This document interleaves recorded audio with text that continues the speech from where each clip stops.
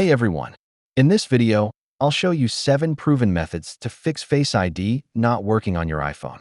Let's get started. Method 1. Clean the front camera. Use a clean, dry cloth to wipe the front-facing camera. Face ID may fail if the camera is blocked by dust, dirt, or a screen protector. Method 2. Check lighting and face position. Make sure your face is clearly visible, not in extreme light or shadow. Hold the phone at a natural angle, arm's length or closer. Method 3. Restart your iPhone. Simply restart your iPhone. Go to Settings General Shutdown or hold the power and volume buttons. Method 4. Check for iOS updates. Open Settings General Software Update. If there's a new iOS version available, update your phone. Method 5. Reset Face ID.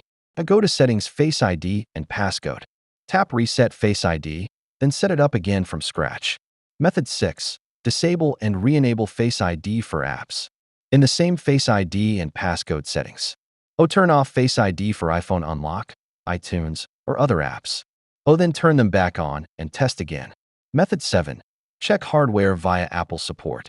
If Face ID still isn't working, your iPhone might have a hardware issue. Contact Apple support or visit a certified repair center. Thanks for watching.